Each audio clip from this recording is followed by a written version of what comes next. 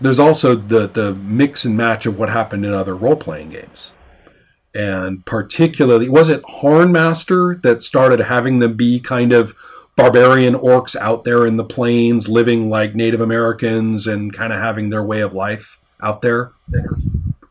Trying to remember. There's a Harn book about orcs, but there was something weird with them, but I forgot what it was. Yeah, I was kind of hoping you would be the Harn expert on us for us this time. Yeah, the Harn I don't know. I mean, the one that I know, the City-State of the Invincible Overlord, which goes way back, of course. Yes. Which is very, very early. There's a very strong orc tribes imperil the city. There's a goblin reservation. Right, you mentioned the goblin reservation, But I was thinking more of the kind of noble savage thing, where if you go off and deal with the orcs in their own environment, they're out there living on the land and being, ritualistic and tribal and kind of cool. And they're kind of dangerous. They might, cook you up and eat you because natives do that, but they're not, abominable. Yeah. Let's see. I know that kicked in by the late 80s. That was real common. By the time you get to, there's kind of a weird transition from Rollmaster / GURPS Fantasy, which both kind of look backward. Mm-hmm. And then the shift into this, which by Earth Dawn is, by the early 90s with Earth Dawn, is completely established. Both orcs and trolls are basically just really, really, really cool barbarians. So we have for the city-state, we have, in addition to the goblins, there are the wild orcs of the Purple Claw, who worship the four-armed blood goddess and are led by an Amazon queen priestess. Sign me the fuck up. City-state, schmitty-state. We are going off to go play orcs. I mean, they are chaotic evil, but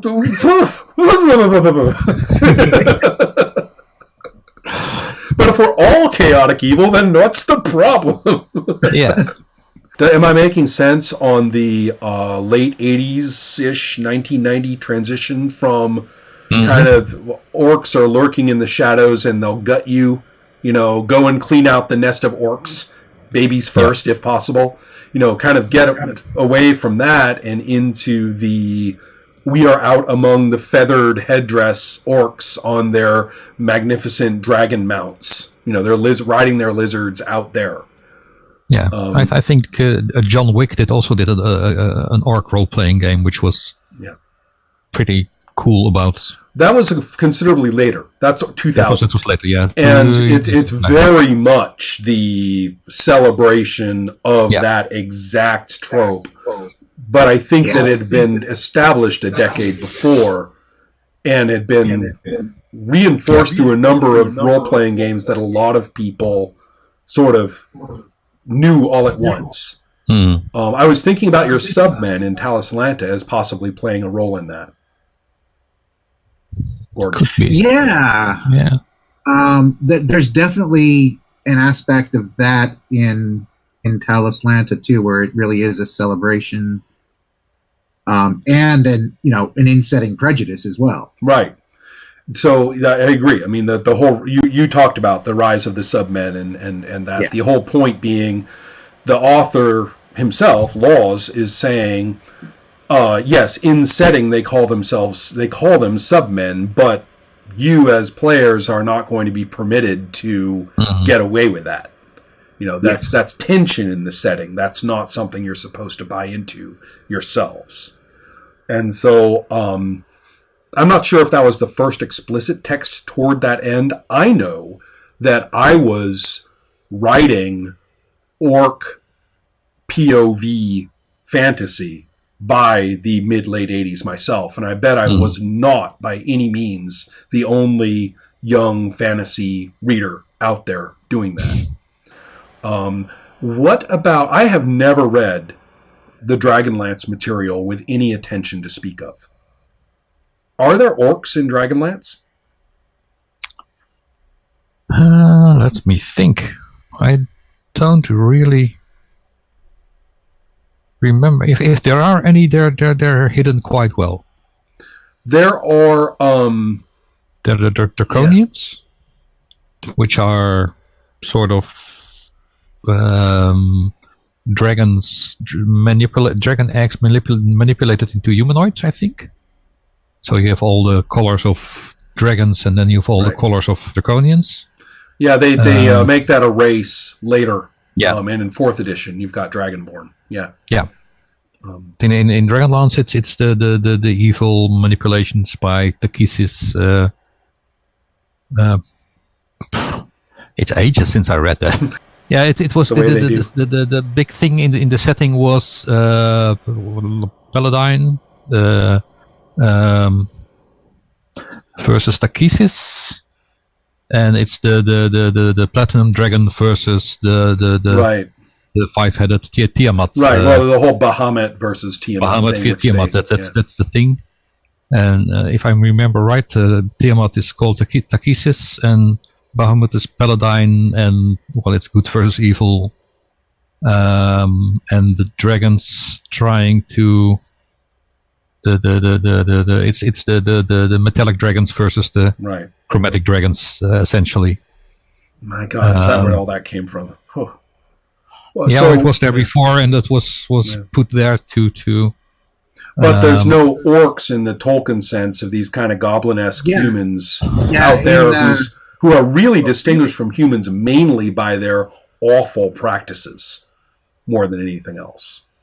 I think the Draconians are the ones that sort of fulfill that niche in the setting. Okay. Yeah. And a quick Google tells me Kryn has no orcs or half-orcs. Okay. And as I recall, Planescape, which I've been looking at, fairly carefully lately, again, Planescape has almost I can't find a mention of an orc particularly. And now I could be wrong, but but looking through that first box set, they're not really a thing. They're not. Yeah. No. And so, again, I just think that 2nd edition, the run-up to 2nd edition in the 80s, and then after that, the whole term just seems to have dropped down. Wasn't there some kind of issue with copyright, too, that finally got resolved so that we found that Orc was in the public domain? That might be. And there also was the thing where in 2nd edition, the demons and devils and all the nasty stuff got wiped under the carpet and relabeled. And I'm pretty, and there was definitely the whole, they're all children of rape, and that's icky, and we don't want that in our game. Right. And there was a book of humanoids that eventually came out for 2nd edition that brought them back in, but it was the first. This is maybe getting a little far afield, but the first real work on the notion of the other races, the monster ones, as protagonists. So not like monsters in Tunnels and Trolls, where you get to play a bad guy. But rather the kind of thing where they're just the protagonists. It's actually, and this prefigures things like Hillfolk by decades. This actually goes back. Unfortunately, as soon as I said the word Hillfolk, that drove the title out of my head. I've got it right on my shelf. I'll have to look it up. But it was the first one that said, okay, the trolls live like this, and the kobolds live like this, and the orcs live like this. And they all actually had societies and cultures and stuff.